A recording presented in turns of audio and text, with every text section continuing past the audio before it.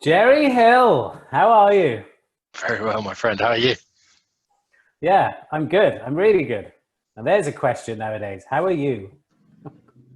In what Yeah. sense are we talking?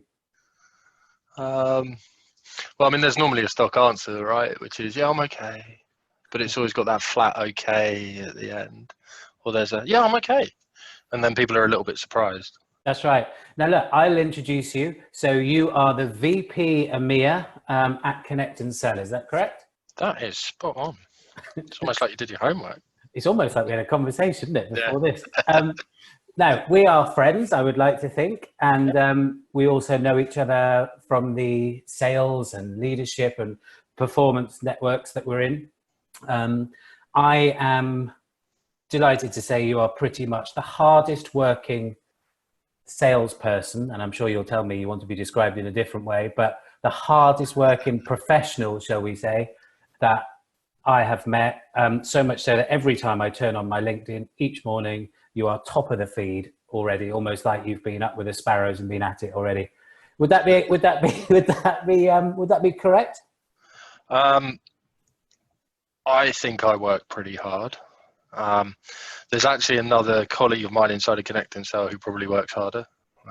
He's a guy called Seth Weinstock, and it's weird. He's based in Atlanta, Georgia in the US, and I'm based in the UK, and we're just constantly colliding on Slack. We're the only two people that I ever see that always have their little green dot on. So Seth works his ass off as well. But yeah, no, I've always had that work ethic. Yeah, I have dropped you the odd message here and there just to say, I hope you're looking after yourself. Keep, but so tell us about, for reference, tell us about, and this isn't a pitch, so just tell us what Connect and Sell is. You're doing great things, aren't you, at the moment in the market? Yeah, it's well, you've been through it, right? So you experienced it as a sort of test candidate. But Connect and Sell, in its essence, it reduces time to conversation with named prospects. So today it takes a phone rep 90 minutes to get a named protagonist on the end of a line to have a sales conversation with them. We collapse that into minutes and allow you to put that on demand for your sales team. So solving for a massive problem, which is waste and frustration. But actually, if you look at the outcome, it's typically a transformation piece for companies with growth imperatives or go-to-market challenge that they desperately need to solve. And having met some of my colleagues, I think you'd agree that people like James Townsend are very well qualified to help with those challenges as well. So it's technology plus services bundled into one platform. Yeah, I will say it's a great team, but I can see the dynamic behind as well and the work ethic. How quickly is the company expanding? How long has it been around? Yeah, so 2012 was inception. Expansion's a revenue number, not a headcount number for us. We're great believers in drinking our own Kool-Aid, which is capital efficiency. We'll sell north of $80 million this year to a range of different customer types. Revenues aren't disclosed, but we're fairly profitable, happy, and comfortable at the moment. And we're now riding the wave of an emerging category, which is work from home technology, which is a great position for us. And actually, we've had a couple of we had a record April and we had a really solid sort of May, and our June looks like it's going to be explosive. So, there seems to be an appetite for making work from home for your reps practical, efficient, and fun, whilst at the same time returning visibility and control to leadership in a whole range of different measures. And we're well positioned to capitalize on that, I feel. Right. So what you're saying is it might be right time, right place, right product, which is a prevailing wind for any tech or product or service being launched to the market. I mean, it's launched in 2012, like you say, but you cannot go anywhere without seeing it at the moment. And to be fair, seeing you, you're always connected, and your work ethic. When we had a little chat before this, and I said you're always top of the feed, I said, what are you doing outside of LinkedIn? And in your normal, humble way, I text every client every day. I listen into calls, and I work long hours, but it's the contact. You like direct contact and just always continuously nudging it forward. Would that be correct? Yeah, always. We work with another sales vendor in the UK now. He came on board as a customer the other day, and I think Elliot, their head of sales ops, will tell you that every day I'm nudging him on usage, on what I heard in a conversation. And that's principally because I think for Connect and Sell to work for our customers, we have to show that we deeply care about the business value. And I have to be at this tipping point of that. I have to manufacture that value for people, because it's quite sort of paradigm shifting what we do. So unless I'm there interfacing with it and servicing people the way I'd want to be serviced, you know, I've always been let down by vendors in the past because they're just not offering best interest, right? They say they are at the outset in a sales process, but they don't execute on that. So again, it's that old adage, right? Live life how you want to be treated. And that's kind of how I feel about this whole thing. Have you always had this work ethic? I know that you were a professional sportsman at one point. You were a professional rugby player. Certainly wouldn't like to run into you in the back line, but were you a sportsman at any level at that level? I think I learned the lesson relatively late in life about the value of hard work, actually. I was one of those absolute horrible kids at school that just seemed to sort of coast by a little bit. I was quite athletic. I was reasonably talented. I was big. I didn't really have to work as hard as a lot of other people did. And just because of my sort of age profile, size profile, and other things, I managed to sort of coast through the system a little bit. And I didn't find school too hard. I think it's when I got to university and I suddenly realized that I had to be self-directed and self-motivated. And I failed at that it suddenly made me rebound in my early 20s to realize that the value of hard work is imperative. It doesn't matter how talented you are at something or any of that other stuff. Unless you're willing to put in the hard yards, you're never going to get the outcomes that you want. And I actually learned it off a really interesting dude, a guy called Ben Chamberlain, who's probably a genius. He's a PhD data scientist. He runs head of machine learning at ASOS, the fashion retailer. And I went on a rugby tour with him to Israel, and he was just had his head buried in a book on what was supposed to be quite a social trip. And I sort of said something to him, and he said, yeah, I'm smart, but he said, it doesn't get me anywhere unless I apply myself. And I kind of took that lesson from a peer, somebody of the same age group, who I would have probably at school bullied a little bit for that mindset. And I adopted it as my own. But it takes a bit of time, right? Behavior change is quite hard, and you kind of find moments and opportunities to be lazy, and you kind of have to snap yourself back out of that. But, you know, I think I agree with him. Hard work does essentially give you a baseline that other people don't have, no matter how talented they are.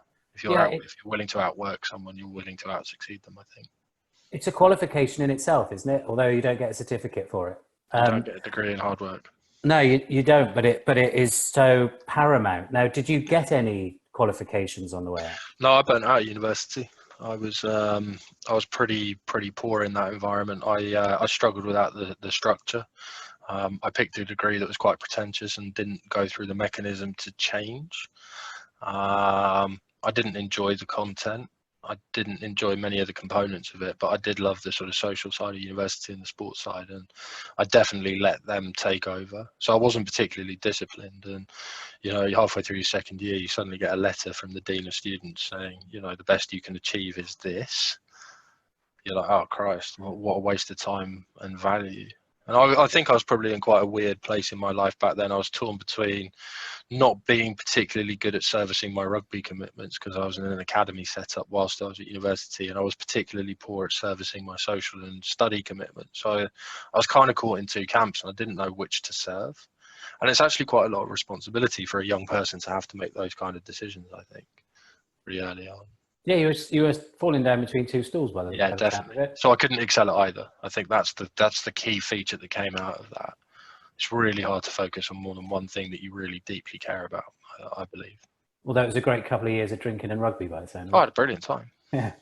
I had a brilliant time, made friends for life, you know. But, you know, in terms of that sort of rubber stamp at the end of a process, it just didn't happen for me. And my point is, to be a success like you've been in sales, it doesn't need qualifications. And I think a lot of the time, a lot of the salespeople that I speak to at the top of their game, you know, it is quickest route to water sometimes. And it's, right, hard work is the one thing I can control now. Qualifications and everything else, it may get there in the end, but there's no guarantee of that either. So it is control the controllables. Now, you had a career in professional rugby. How did that start? Who were you with? Yeah, I dialed into rugby at a very young age. It was sort of a family sport in my household. My dad was a massive rugby fanatic, and so I sort of grew up in my local minis at Bracknell Rugby Club, and then I sort of switched off for a few years.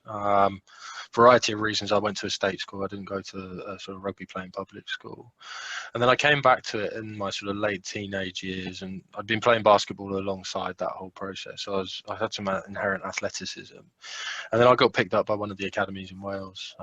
For 2 years whilst I was at university, my last 2 years. So I was playing sort of top division rugby at uni, and then got picked up in an academy setup, but not enough to sort of sign for a full-term contract. Straight out of uni, I decided to use that sort of CV, that rugby CV, to take me overseas. So I lived in America for a year, and I played in their top league on what can only be described as semi-professional, but was actually grossly amateur contract.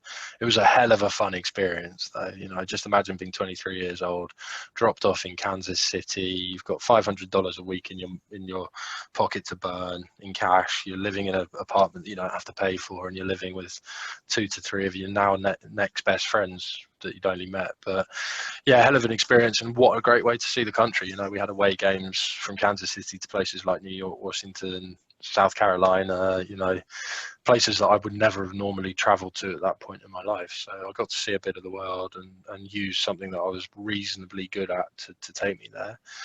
And then I sort of settled into the milk round when I came to the UK, but the whole time I was sort of playing consistent sort of semi-professional level. So in the championship, one level below the Premiership, and then a couple of leagues below that again, but constantly getting paid for it. So yeah, I think there are quite a lot of lateral lessons there that you learn from being in those types of environments that cross over into work that you might not necessarily inherently understand, but I think that they benefited me a huge amount.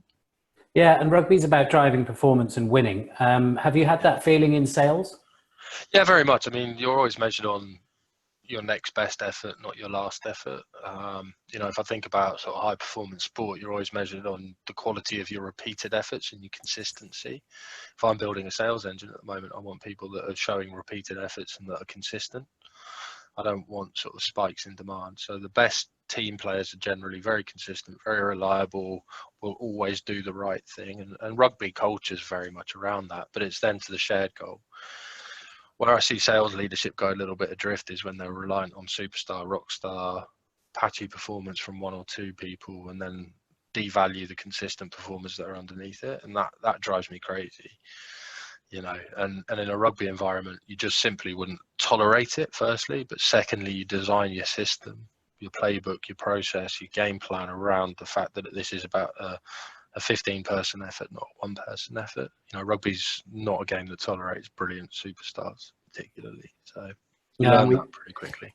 And we've spoken about when you're in a business, and you get a big signing. And we say a big signing, we mean from one of the big logos, one of the big companies where you think, wow, they should be really good. They've reached a good performance there. They come into your environment and they need to start performing, don't they? Because you can't rely on a previous employee that was seen as grand because you're an individual, you need to perform. Yeah, I mean, you see it a lot, right? You see people who execute really well early life. So brilliant school results, brilliant university results, get picked up by prime technology companies in a graduate trainee program in a sales and marketing work stream. There'll be high performers in that work stream, sometimes as a function of what they do as an individual, but more often than not as a function of how the system has been designed. You know, like the machinery of a big software company like Salesforce or Oracle, they can chew people up, spit them out, and they don't really miss because the machine and the brand and the quality of the technology and the services are phenomenal. And I actually used to give a talk when I was head of sales at Istomos. I call it my $1 million mistake. And it was essentially hiring big company people far too early for the stage of company we were at. And they weren't able to roll up their sleeves. You know, when you're working in scale up startup land, you have to be a hybrid of a executing salesperson, but you also have to be a marketeer. You have to be a pre-sales engineer. You have to be a post-sales delivery person. You have to be doing your own prospecting. You don't have glamorous sort of points and reward systems on your credit card anymore. You're traveling sort of third class on the cheapest flight you can at the worst possible time, and you're flying back minutes after your meeting. So that sort of bandwidth absolutely stretches you to your peak capacity. And not everybody that comes out of that major sort of enterprise to enterprise environment knows how to execute it because they've never had to do it. And I've always found that a massive frustration when you look at somebody's CV and it says Salesforce for 10 years. Brilliant. Kudos for getting in there and kudos for operating through the machinery. But then you see this perpetual cycle of failure in terms of job length and job hopping that happens post that environment, and they get second chances.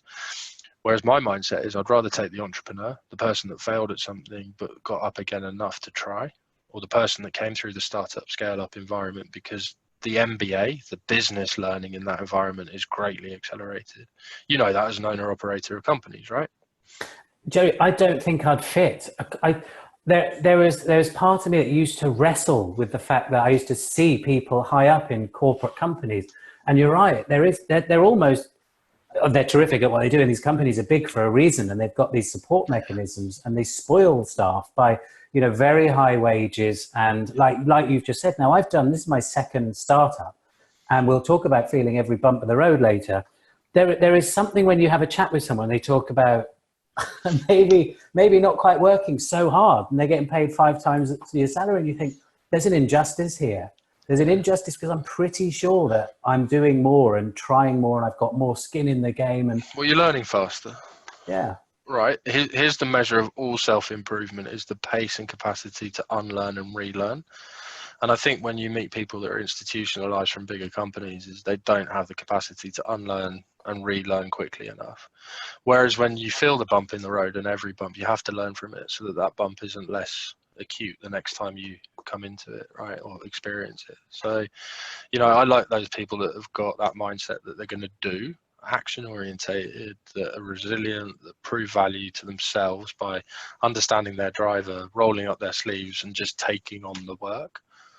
There's something really noble in that. I mean, purpose is quite interesting. I think it's something that only the individual can take control of. I think that some of the bigger, better companies do a great job of executing around mission and communicating mission. And then it's down to the individual about whether or not that's the right vehicle for them to be in to give them what they want out of life. And I think that changes and shifts over time. I always used to get a bit disenfranchised when I was leading a sales team, for example, and your top producer suddenly becomes mediocre, suddenly becomes bad over a 3-year horizon. The fundamental thing that probably changed in that person, it probably wasn't skill. It probably wasn't salesmanship. It probably wasn't a change in territory or strategy or product. Generally, it's a change in motivation.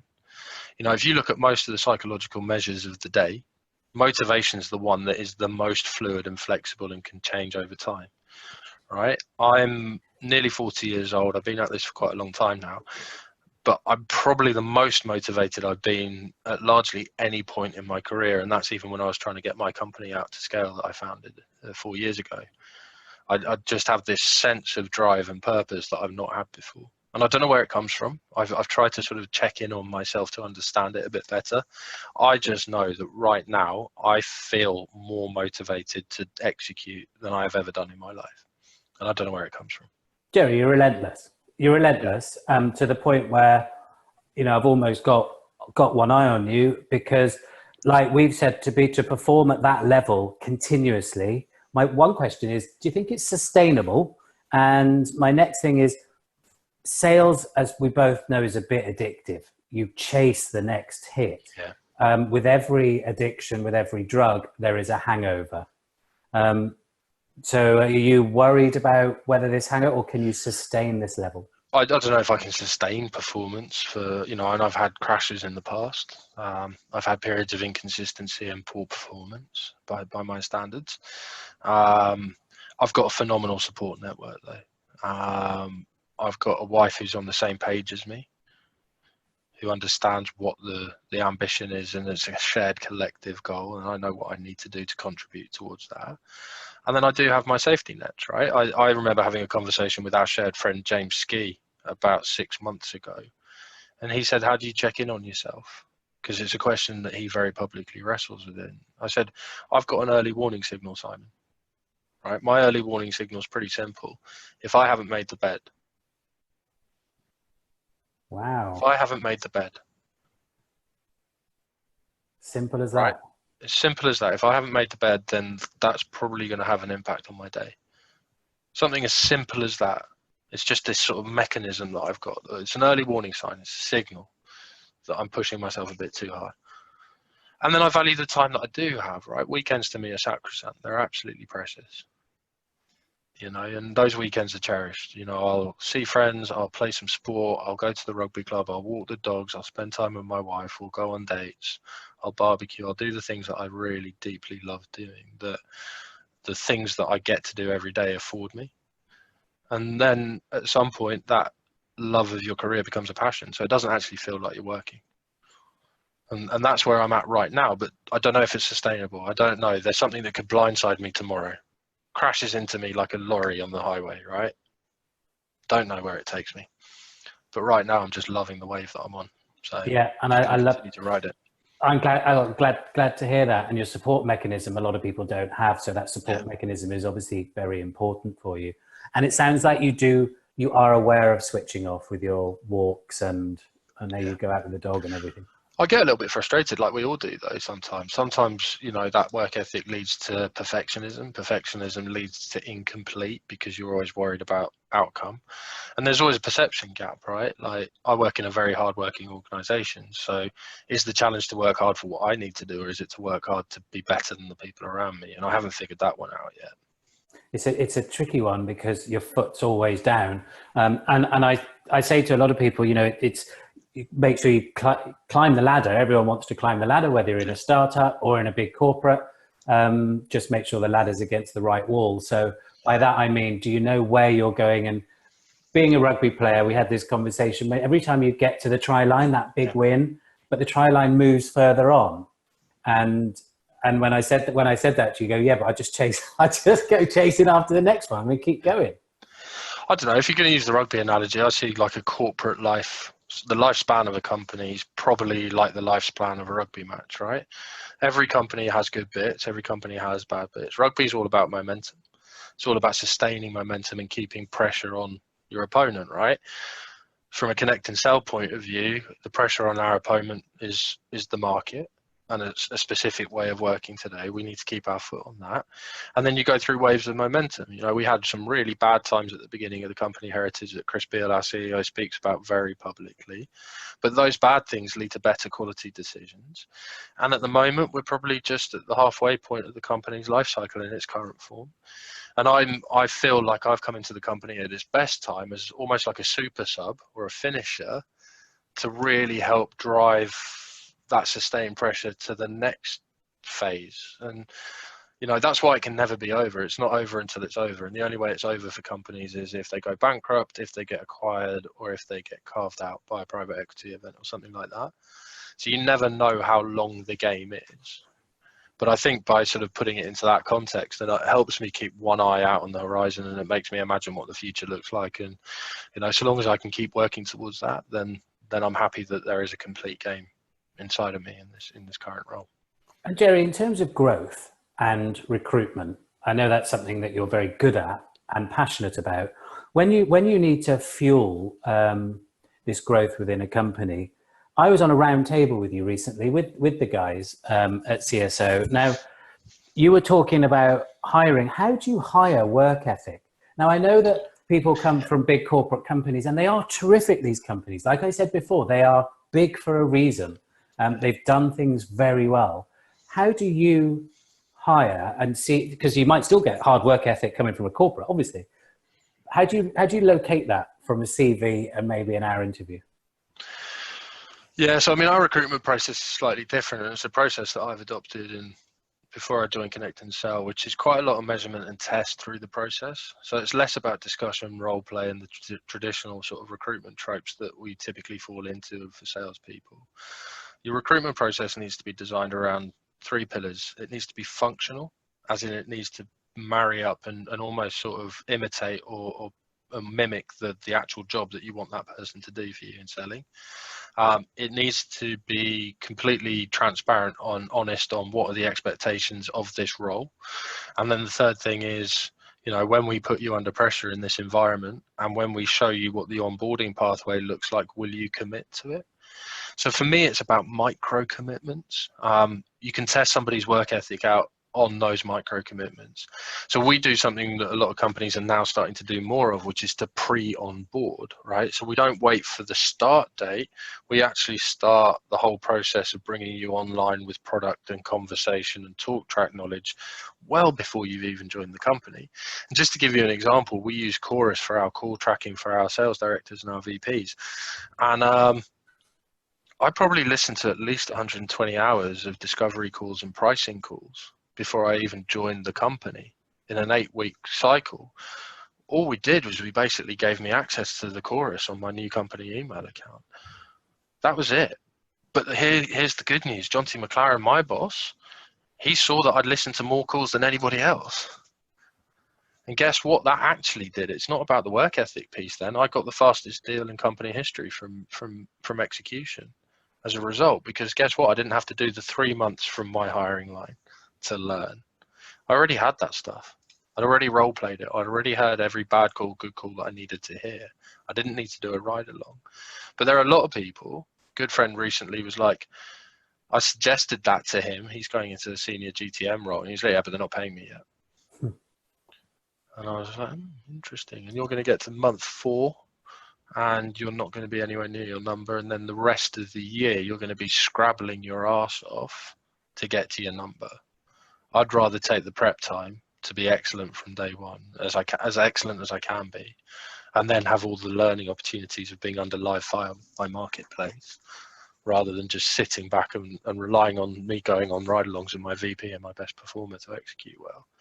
There's these little shifts that you can measure, these micro contracts about, will somebody go the extra mile to upskill themselves enough to be relevant for your environment? Doesn't fit every company. It definitely doesn't fit companies that are on the fluffier side of employee first value propositions. But for companies that care deeply about elite performance where it matters, those are the kind of things that I'd be looking at right now. Gerry, it seems like your foot's always through the floor, and even on recruiting, you want the best. You were trying to be the best before you even got the interview, etc., etc. Now, we had a chat before this, and someone had mentioned to you when you got your first role, I think it was in recruitment, and someone said, oh, and I may well get these words wrong, but, oh, you're just a salesperson then. And I think that's lived with you. And I know you're laughing now. You said all good salespeople have got a chip on the shoulder. And I agree with you. I think it gives you something to work for, in the same way that Ronaldo could just sit back and go, do you know what? I'm brilliant at football. But no, he wants to beat Messi. You know, there is something going on there that he needs to do. Now, tell me about that chip on the shoulder. We talked about, because you haven't got the qualifications, that you've got a limited toolbox and you wanted to get the most out of those tools. Yeah. Absolutely. You're absolutely right. Like I said, I sort of came back from that year in America and I needed a job, and I didn't graduate out, so I wasn't getting hired by any of the investment banks. Because guess what? Back in 99, 2000, that's what everyone wanted, was to be on a trading floor, right? Nowadays, they want to be SaaS salespeople, which is kind of cool. So part of my personal mission seems to sort of extend it out. But no, I think, look, for a long time, professional selling wasn't regarded as professional or noble. I think in my lifetime, my generation and my career, we've seen a lot of people trying to lift that tide and make it a professional craft again. And if I look around, some of my most successful, by most measures, friends and colleagues, they've all come from a sales and commercial background, not an ops or a finance or a legal background. So it kind of dispels the myth that you need to go and graft and create value for yourself by becoming a chartered professional through a degree mechanism.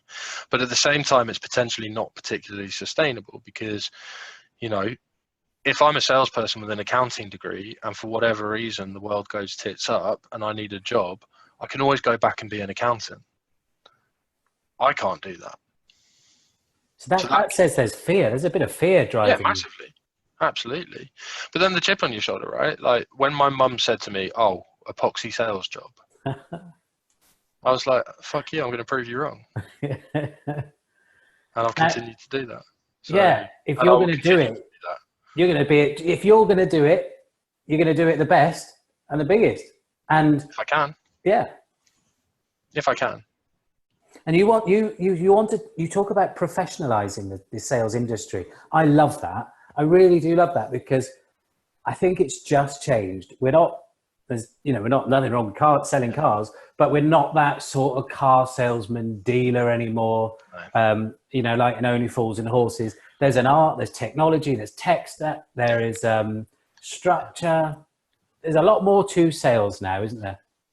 Yeah, absolutely. Like I've just finished reading the manuscript for a book that's going to be getting published in 2021. Anybody who's not connected to this guy on LinkedIn should look him up. His name's Justin Michael, and he's written a book called TQ, Technology Quotient. I believe that book's going to be much more important than the book that we've all followed to this point, which is either Predictable Revenue by Aaron Ross or whatever Mark Roberge has written before, because it is essentially that fusion of data savviness, technology savviness, emotional intelligence, and the ability to almost fuse your go-to-market function with technology as a force multiplier. And I was really privileged to be able to get eyes on the manuscript, and I think personally it's going to change the way that companies look at their sales function moving forward. And that's a function of automations here. It's not particularly well used today, but in the next 10 to 20 years, we can see this fusion of human and machine to create awesome go-to-market opportunities for companies. I think at the moment where we stand is that the sales marketplace, the people that service sales, are exceptionally selfish and fragmented. My methodology is better than your methodology. There's some of this stuff. There are conflicting groups and forums. Even the vendor landscape is frothy and oversaturated with people that don't add a huge amount of value. And I can say that from a position of expertise, because I was a bit inherently lazy at points, and I always used to look for technology to solve problems for me when I was running teams. So it's very overwhelming. And actually what people need to recognize is that for selling to be professionalized is that salespeople are there to do one thing really well. They're there to transact business for my company that supports my salary, to provide value for my customer in whichever solution set that happens. And that can be quite transactional. And that transactional piece can be digitized, but the skill base is just very inconsistent. And that becomes from a lack of perspectives, a lack of experience, a lack of formal training, a lack of ongoing coaching. So you see individual companies standing up brilliant sales enablement programs, but they're not chartered. They're not uniform. There's not this global structured codification going on to sort of elevate sales as a noble profession. You see a couple of universities in America that are now starting to take it quite seriously and are putting sales components attached to their business schools. In the UK, Portsmouth University's got an MSc now in sales leadership, but it's far too academic. If I was to look at their course, it's all about the digitization of sales, not the function of selling excellence. So there's still a huge lot more work to do. But there are great steps happening. Sam Jacobs creating the Revenue Collective is one of the greatest things going. Josh Smith standing up CSO for a broad value chain approach to sort of incubating sales leadership excellence is brilliant. But they're just happening in little pockets. And I don't believe that there's enough being done at the systematic end to really sort of make it a noble profession for kids to want to get into out of either school or university. And I'm quite keen to see how that can be developed further. I'm wondering why it's not, though, because people see fast cars, this is sometimes the image, the money, holidays, it's glamorous, it's cool. I still can't put my finger on why it is that muddies that reputation. Jordan Belfort. Yeah. Wolf of Wall Street. Double glazing, car, recruitment consultants, estate agents. None of them have got particularly wonderful aura about them. They're always sort of come with bad experiences and self-serving experiences. One of the things I love about having made the shift into consultancy and then into SaaS selling and technology selling was, tech companies have treated selling seriously for a long time. You go back to the 70s, you look at what Xerox were doing, you look at what IBM were doing. Some of our great senior citizens into go-to-market today came from that foundation, and they're some of the most inspiring leaders in the world right now. You just need to look at a guy like Jeremy Duggan, right? World class. Martin Moran, who was one of the franchise equity holders at Salesforce.com in Europe. There are people in our ecosystem right now that have done a huge amount to elevate that. And then that next generation's coming through, the Pete Crosbys, the Tom Glaysons, you know, those are the guys that are reaffirming the value of professional selling. But again, it's just not institutionalized in our curriculums. It doesn't get educated to people as kids as a noble profession. And that's a worry, you know. And here's a worrying stat. I'm not quite sure on the data, but most kids end up following in their father's footsteps. Right? My dad was a professional seller at IBM. And, you know, I think that there's some sort of tension there. Like, selling's a noble art. It's one of the high skill, high demand job categories of our lifetime. Why aren't we doing a better job of institutionalizing the basics at a younger age? Well, it is changing. When I look at, to put it into a rugby analogy, when you go back to the Brian Moore, the Jason Leonards and all that, and they're, you know, having good old drink during the week, and then they play, you know, even just before that, we go to football where you've got Gaza and all that lot, is it becoming more professional, isn't it? And in the same way that maybe to get sustainable sales, we don't all want to, you know, it's not as cool maybe to turn up early in the morning, red shot eyes, and I'm not just saying about the last time we met each other, red shot eyes in the morning, and going, well, that's sales, isn't it? Is there going to get to a point where there is a broader cross-section? Yeah, I think so. And actually, if I look at some of the young talent that's emerging right now, there's such a hybrid of different skill sets. They're really quantitative. They can write code. They can do data work in spreadsheets that you've never seen before. They're really coachable. And then they're servicing on value creation that I've never seen before.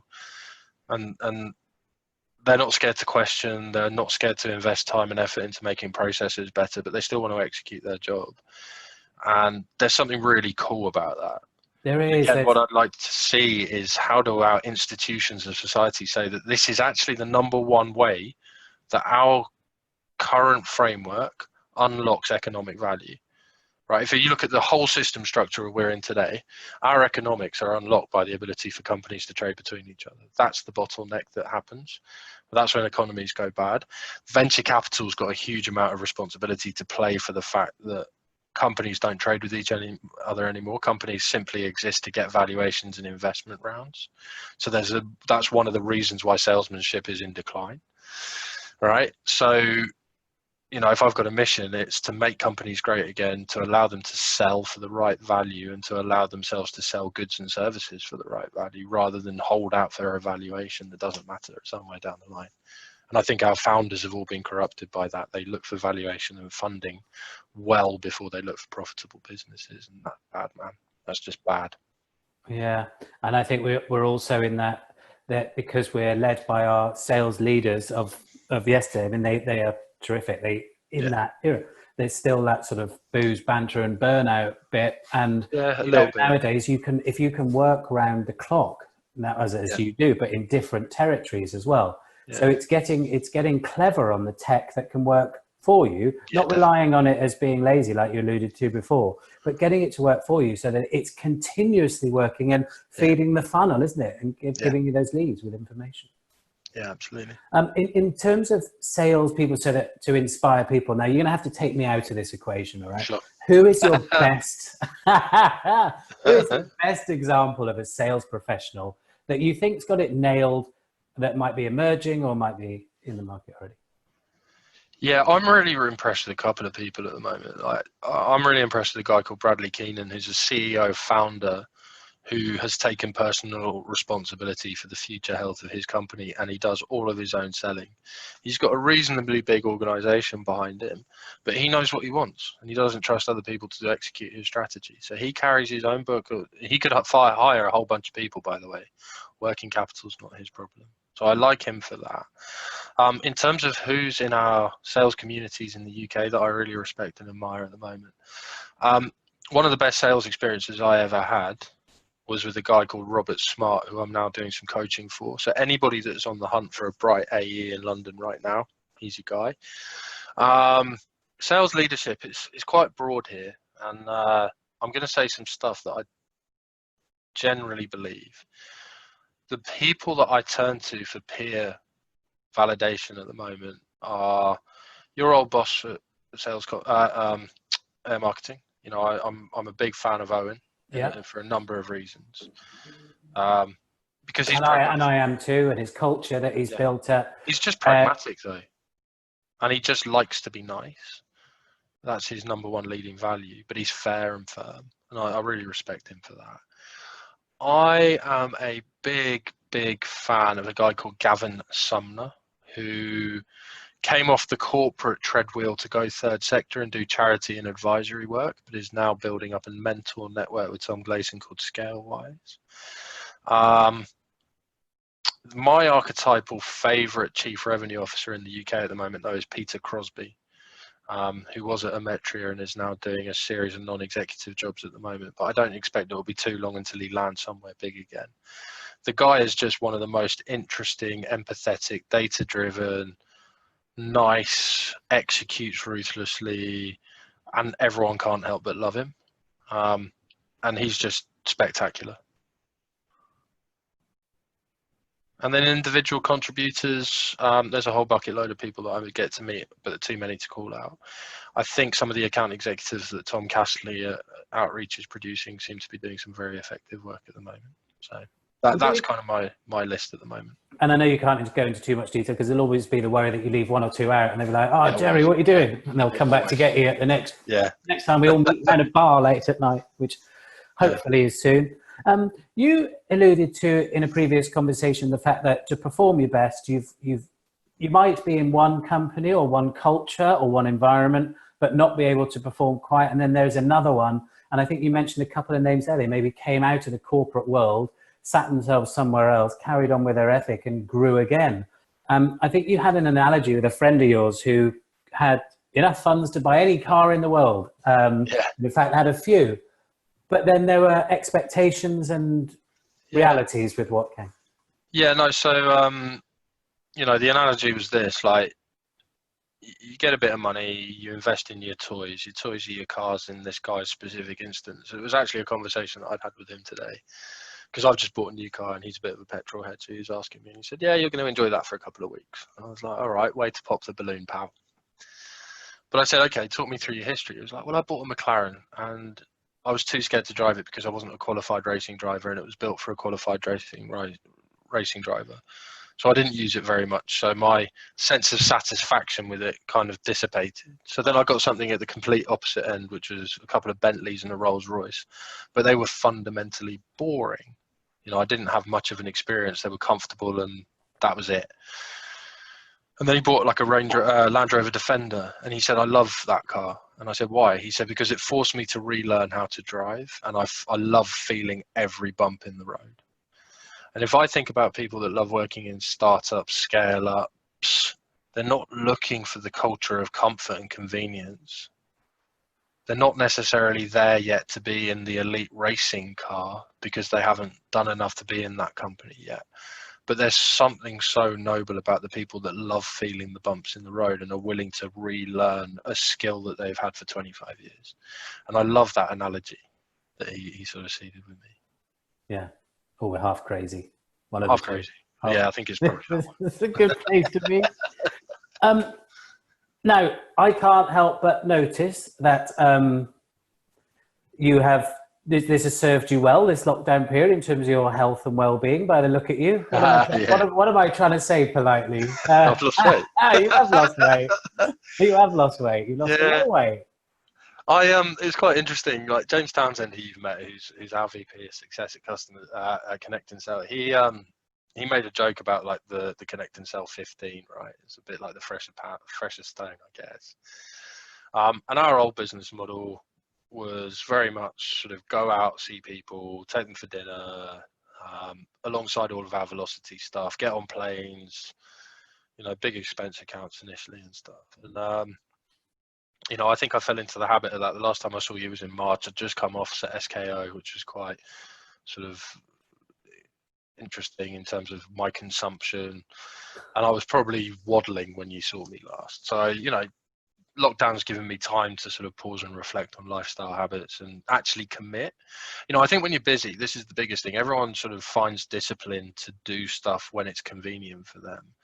And I think because I was in such a flow of sort of meetings and travel commitments and commutes, it was always, and with my related work ethic, it was always easy for me to find an excuse not to look after my well-being and my fitness and my weight, which is always a massive issue for somebody like me.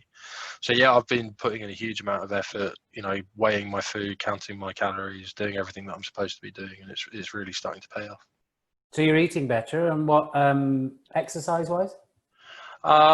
Just resistance bands that I bought. I've got a structured workout. I'm just doing high intensity stuff. I've got a lot of old rugby injuries, which means that I can't get out on the road or on a bike and stuff. So, just finding opportunities to do cardio and resistance work whilst at the same time managing my intake's been awesome. And I've been grateful for this period for that in a number of ways.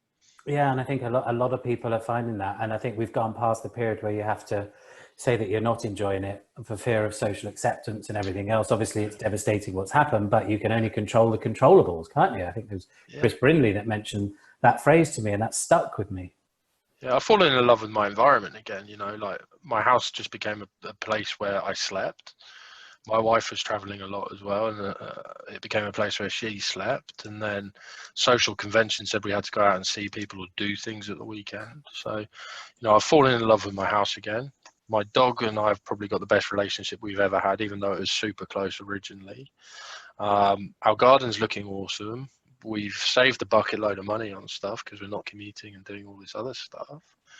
So weirdly, the COVID era has been pretty positive for me. But it's redesigning. And redesigning my life. What do I want from it, and how can I execute?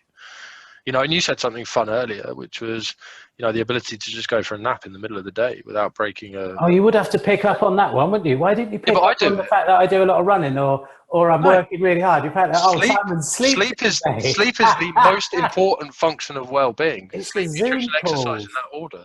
The Zoom is relentless because, like I said to you, I go walk it, put the kettle on, think, I'll just do 5 minutes at the desk, and before you know it, it's 2:10, and you've been on from 1 to 1 to 1, and I love it. So I'll go and set my alarm, and I'll put light up 25 minutes or something, and do you know what? It feels naughty, Gerry. It does. It feels naughty. I love it. I'll go there and shut my eyes and think everyone else is working. They're not, obviously. I love it. Yeah, I absolutely love it. I'll go and have a nap halfway through the day. Absolutely brilliant. I just get up out of the office, walk to my bedroom, and have a quick half-hour nap. Yeah. It's a lunch break, and I'm ready to go again. And do you know what? At Wellity, we normalise the conversation around well-being, and if it works for you, it works for you. You don't have to deny it. I mean, the interesting question is, where does this leave you now? And sales professionals who have fallen in love with their own environment, effectively, we're all the MDs of our own house now, whereas we're not being hurled around during this washing machine throughout the day. Where does this leave you going forward, structure-wise? So I guess universally, here's the thing, and I kind of forget what the impact is on for other people, but Connect and Sell institutionally as a company has been remote working for a long time. And Chris Bialassi identified the strategic need for that a long time ago, and that was essentially, being a San Francisco Bay company carried a lot of cost. You needed an office, you had expensive reps, and expensive reps didn't last long because the job market was so frothy, right? So by removing to a federated distributed work from home model, he could acquire really good high performing sales reps in territories that they were comfortable working from at the right price point, generally overpaying them for being in that territory, but not paying them as much as a San Francisco rep would get. And then trusting grown-ups to do their job. Yeah, trust. And that's been the step change for a lot of leaders, is they don't need to be in the office to see whether or not people are executing. They don't need to have people in the office to build that sense of camaraderie. Now, here's the converse to that. The people I feel sorry for right now in our industry and our professions are the first jobbers. The people that are still living in shared houses with a whole bunch of people, generally not able to carve out any separate working space from living space, fighting for internet bandwidth. If I'm an AE working in a shared house at Outreach, I'm running a really, really high burn stack in terms of bandwidth. What about my two other housemates who've also got a job to execute? That causes tension, right? And you're not leaving your bedroom. You're staying in your bedroom all day to be able to execute your job. So where are you getting that sense of difference from?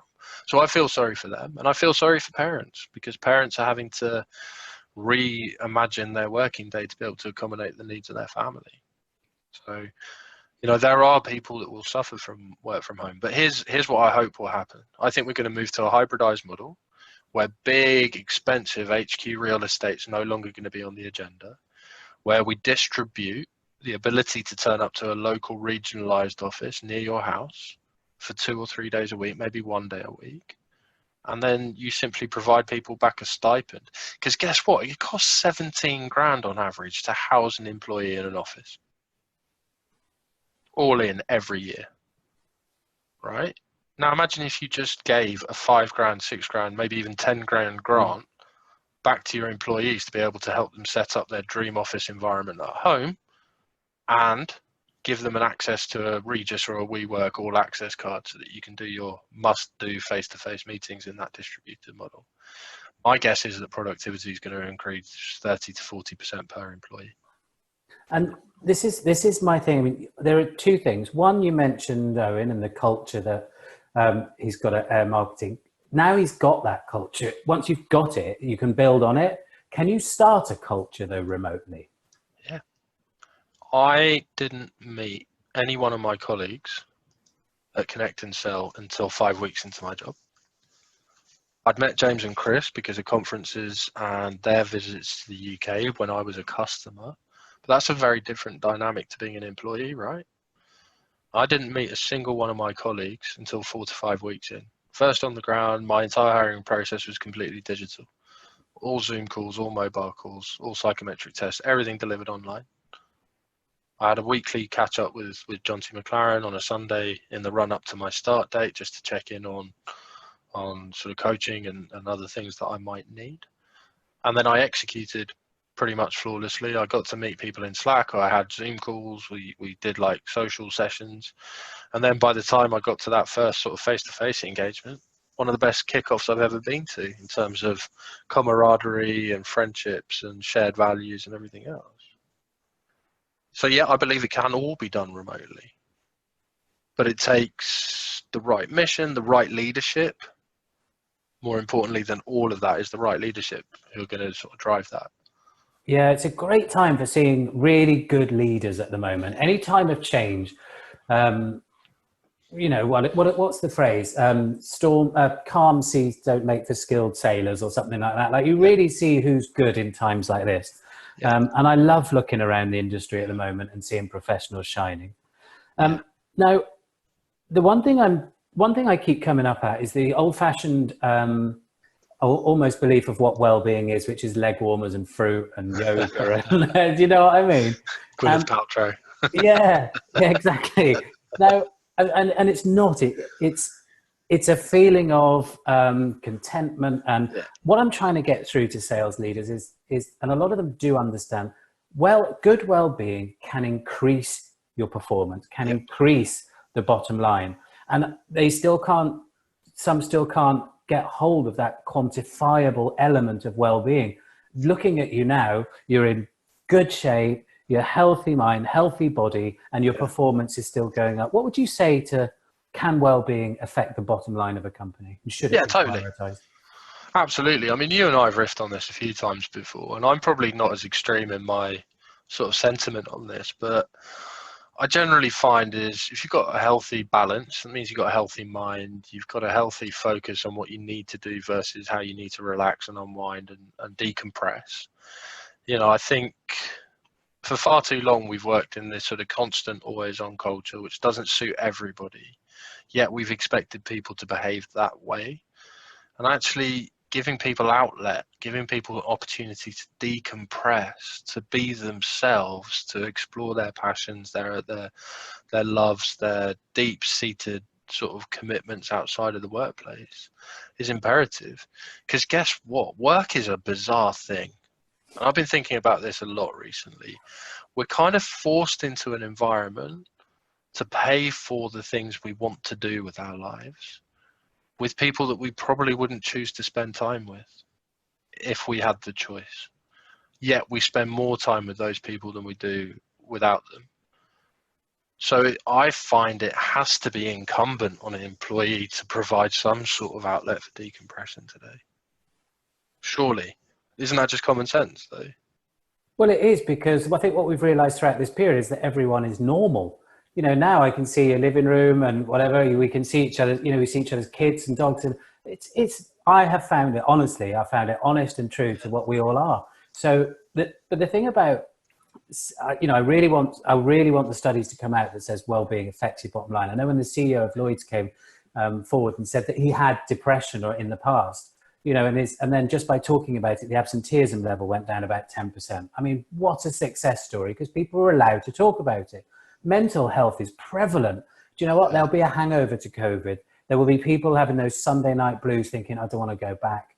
You know what? I'm thinking I was racing up the ladder. I wanted that extra 50 grand for EMEA. I wanted this, but it now involves traveling, more time. Yeah. Do you know what? Like you've just alluded to, I've got it all here. What am I chasing? Yeah. I think well-being's got different things for different people. Mental health's real. Everyone's been guilty of having those moments when they break and suffer and just don't feel themselves. Have you had that in the past then, Gerry? I've got to ask. I mean, you and I both know that we have, right? I put something out on LinkedIn probably about 6 weeks ago, sort of peak COVID, where I was just like, I felt like I'd taken on a lot of responsibility to stay positive. The weather turned, and so did my mindset. And I put it out there where I was just like, what are your warning signs? Are people okay? Because I've had a bad day today. And you text me, right? You were like straight on it. You were like, you okay, pal, if you need to talk. And actually, I thought about it after that quite forensically. I don't think it was so much a cry for help for me, but I think it was my way of saying, I'm not a particularly fluffy kind of dude, right? So I think it was my way of saying it's okay to be a bit broken right now, and it's okay to feel a bit bruised and a bit battered, and it can't just be all go all the time. And it was a way to see how people responded to that, which is quite interesting. But yeah, I've definitely had my crashes. Like I don't know a human that hasn't. I've had some pretty low points in my life and my career as well, and I think anybody who's sustainably successful has to go through crushing lows in order to rebound from it and understand how they can be better at something or why it went wrong. And also to understand and self-analyze. Was it me? Was it the market? Was it something else? What could I have done differently? And the people that rebound from those sort of crushing lows are the people that can be analytical about it and rebound and sort of keep their emotions in the loop, but also be self-aware enough and honest enough to answer those questions of themselves. What could I do differently? What could I do differently next time? So I think the more pain you confront, the better equipped you are at overcoming it, right? Yes, I mean, at Wellity, we normalise the conversation around mental health for exactly that reason, that everyone's normal. And if you're a human and you've got emotions and blood going through you and I keep using the word normal, you're going to have ups and downs. That's how we're built. No one can be in denial that they don't. And I think what is happening is that people like you are coming to the front and saying, do you know what? It's all right to be normal. I'm authentic. And you're a very, very authentic leader, Gerry, which means that other people, especially in the new generation that are coming up, want to work for you because they want to be able to talk about it if that's the case, because then that's when we can deal with it. In sales, you have comparison is the biggest thing. You never win when you compare yourself to anyone else because you're comparing yourself to a snapshot in time that you're seeing through your eyes. You don't even know whether they've made it, and we all have these varying degrees of what we think success is. So yeah, authenticity, which is exactly what you've said, will encourage others to speak as well. Yeah, and I think mental toughness is a byproduct of that whole process, though. I think resilience, mental toughness, they're constructs of mental health. But I think resilience is the number one attribute alongside chip on shoulder that I care about if I was to hire today. Can you prove to me that you've come through trauma, that you've excelled through it, that you've rebounded from it, that you've been able to look it in the face?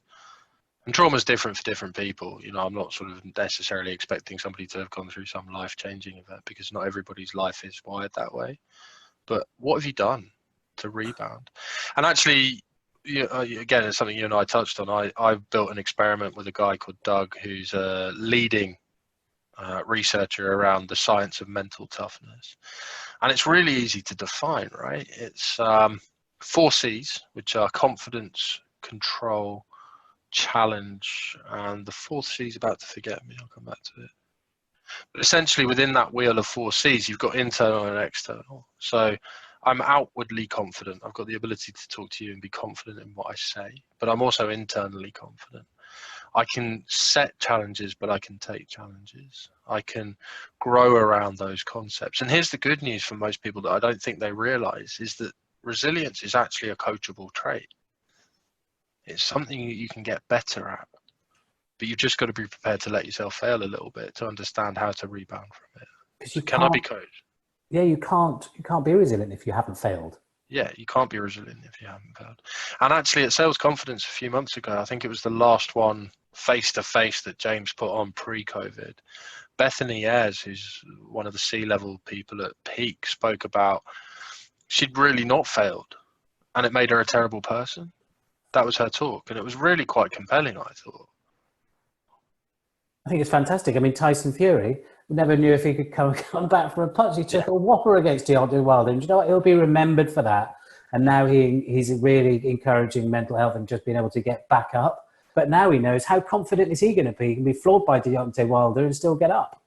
Yeah, that's a brilliant story. And they're the best fights you enjoy when you watch boxing. I'm a massive fan of boxing, and you do like to see them get knocked down and getting back up again and getting. Yeah, exactly. You want to see people just getting back in the ring, right? I do need an introduction, please, to that chat with the 4 C's. I would love to interview someone like that who could analyze resilience. Yeah, he'll break it down a bit more for you. Yeah, right. So you're a big, strong fella, and I will get to a point in a minute. Don't worry about that. What I'm saying is a strong leader.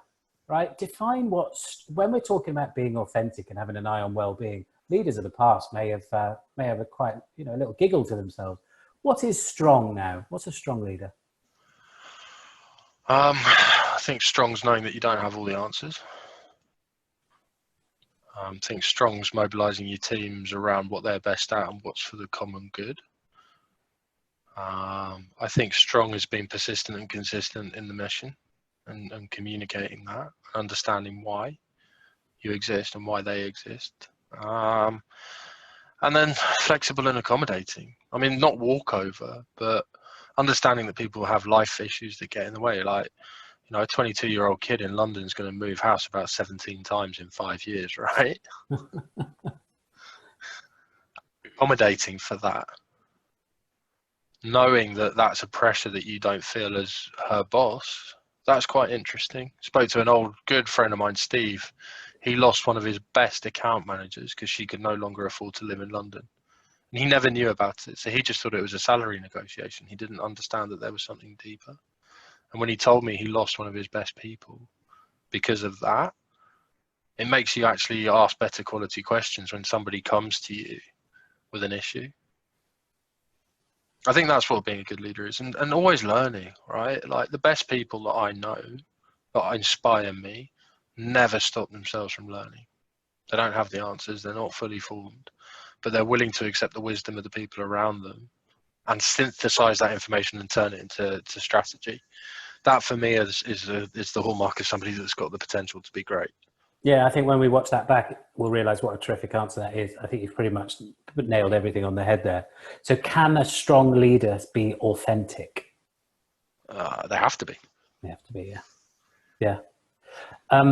Look, we've covered a lot of what I wanted to discuss with you. We've discussed where you've been honest enough to say that there have been times in your life where you felt resilient. I mean, this is the thing about reporting mental health. If I said, look, Gerry, tell everyone on camera, have you got mental health issues? You go, whoa, okay, I find that a bit offensive as well. I need some time to frame this answer. But if I ask that question in a different way, which is, Gerry, your foot's always down, you're going straight to the top, you're the hardest working professional I think I know, and a bloody nice bloke as well. But there must have been a time, if you've got to the top, where you've had to show resilience, because by the very nature, you must have failed a bit to learn resilience. Tell everyone about it and inspire others. That's far nicer way of asking it, isn't it? Yeah, I mean, like, one of the things that a sales leader will always happen to them was they'll get fired. That's bruising.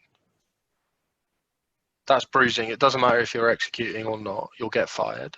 That's a heartbreaking process, and it can take months to rebound from it because you make it about yourself.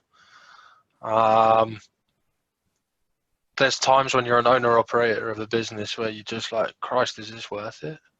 When you're cutting through the bullshit of a filing, or you're trying to hire somebody, or you're trying to keep somebody on track, or a customer project's going grossly wrong, but you know that you can't quite afford to give them the full refund because your working capital's gone into an investment. There's all of these different things that keep you awake at night.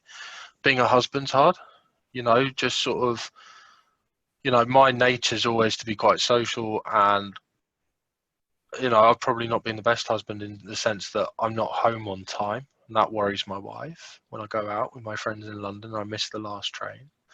There's all those little things. That's resilient. Having to come home, be honest about it, confront that, know that you've upset somebody that you care about. Rugby, you lose more than you win generally over a career, regardless of how good your teams and stuff are. Injuries, that's probably the darkest moment for anybody that's played sport at a high level in particular. Will I come back from it?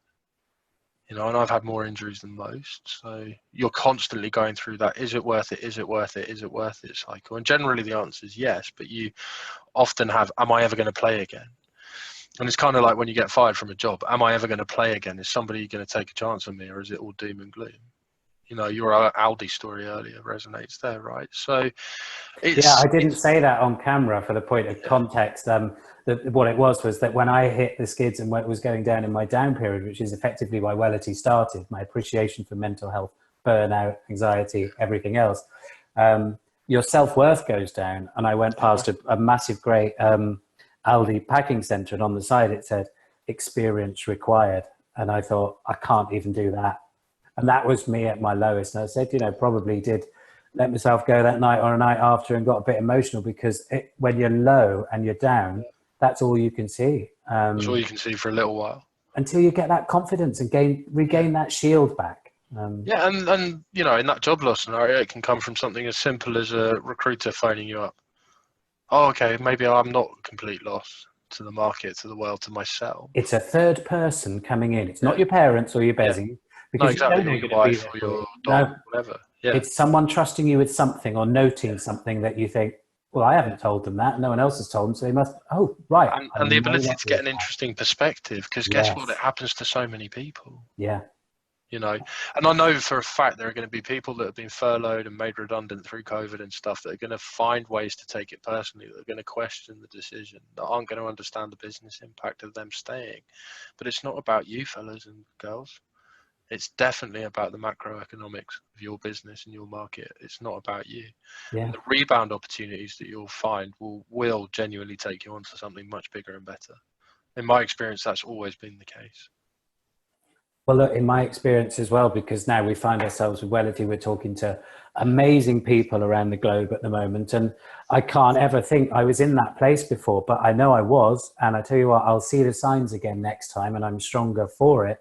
And I don't know if you're the same. It feels like a superpower that when you're talking to someone about maybe going down or spirals or depression or anxiety, you can recognize in them other traits, and you can really then start to have a conversation. I remember that time there was you and I and about 8 others. We were at CSO, and it was the 12 o'clock club. I don't know if you remember. One of us started. Simon. There you go. We'll rival the London Revenue. 12 o'clock. You must have had far too much to drink to get in there. And at the time, one of us started talking about stories. We went on to mental health. Well, the clock just accelerated, didn't it? We were there for hours talking about it. Yeah, there was something quite acute of somebody that's a bit older than me that's been through different cycles. I think I'm in cycle 2 of 4. And somebody turned around to me, and I think this was a moment when I sort of checked myself a little bit, was they kind of said, if you continue at this pace, and my wife works equally hard, by the way, in a global job for a major tech company.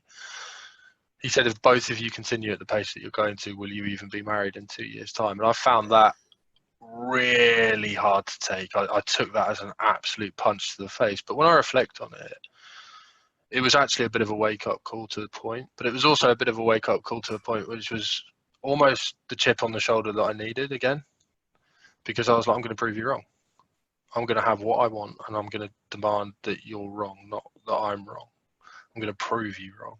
I can have it all. So, you know, it's dependent on how you sort of react to responses like that. And he didn't mean to say it, but, you know, I took it really hard. But I took it hard in the right way. I let it fester for a day, and then I articulated my response to it, which was, actually, you're wrong.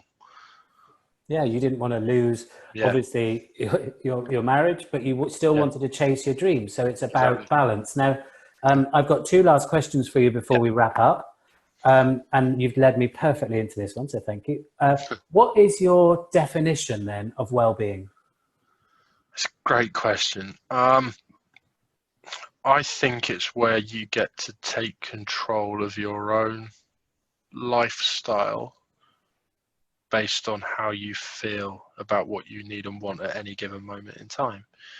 You know, very few people are capable of achieving that perfect balance. There's always going to be some pressure from some component of your circle of your life, which is going to have an impact on you. But if you've got the ability to choose what you need to prioritize, when and why, I think you've got the opportunity to have an exceptionally balanced life. I think the people that struggle with balance in life are the people that can't say no. And they're the people that allow themselves to be consumed with everybody else's drama, bullshit, and demands. And if I think back to 10 years ago, I was a yes person. Now I'm a no person. My mental health is significantly better for that. So bear in mind, we all have mental health on a scale of 1 to 10. Yeah. No matter whether you're at either end, if you're human, you're on this scale. Where are you at the moment, Gerry? Before lockdown, maybe, and where are you now? So I'm a solid 8. Good. Moving up from about 6.5. And that was mainly just because of change management, right? New job, new demands, new pressures, new cycle. I think I'm bedded in now. And I think I'm hopefully focusing on the things that add value to the people I care about. So yeah, I'm a solid 8 right now today. Good. I'm glad to hear it. And I love your definition of well-being. Thank you. We ask everyone that at the end. The last question is, you've alluded to the fact this might be a period of change for a lot of people. There might be a lot of people thinking, I don't know how to get out of this. I don't want to, I don't want to go back to work, or I've lost my job, or I'm not certain about my job. I mean, if you could give one takeaway from all these superb leaders that you've been hanging around with over the last years in senior leadership roles, and you've got one takeaway from all the business and startups and also big enterprise, because we learn a lot from the bigger corporations as well. It's quite a big question, Gerry, but what would be your one takeaway? Figure out what you love. Figure out what you love. I think there's an opportunity for people right now to totally refresh their perspective on the world and the expectations that are placed upon them. Figure out what you love and can it be monetized, and pursue that. And then I think we're about to go into a massive period of entrepreneurship. Maybe driven by need, but everyone's got a sub-talent, an idea, a microservice. There's something that somebody can do right now which they're deeply passionate about. And if you can turn that passion into income, then you're the happiest person in the world.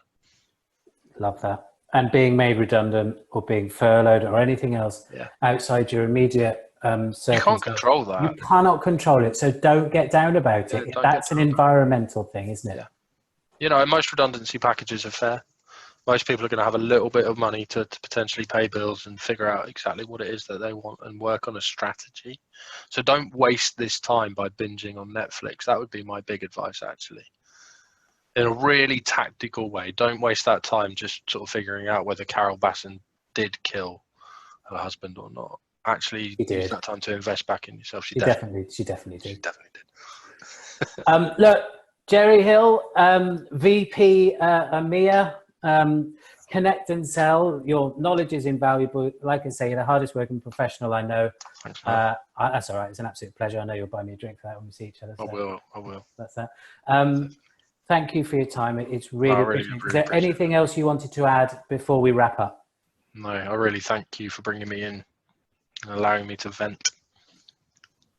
Well, it served you well this period. And where can people find you, Gerry? Because I know you're very generous with your time. LinkedIn, email address is gerry.hill@connectandsell. And I'm going to give my phone number out because people just don't phone me, even though I'm the phone guy. 07702 034 081, and I'll listen to any pitch or proposition. I can't guarantee I'll buy it, but call me and test me on that. Wow, that is brave. So if you I guarantee you very few people are going to do it. Well, there's a test. Wouldn't it be interesting to see if anyone watches this? Watches. We'll certainly put you up on our Wellity platform, but also if they, got the whatever's to give you a ring. So, Gerry Hill, my friend, I very much look forward to seeing you properly again. Yeah, soon. likewise. And hopefully that won't be too Thanks, long. So, thanks a lot. All right, bye-bye.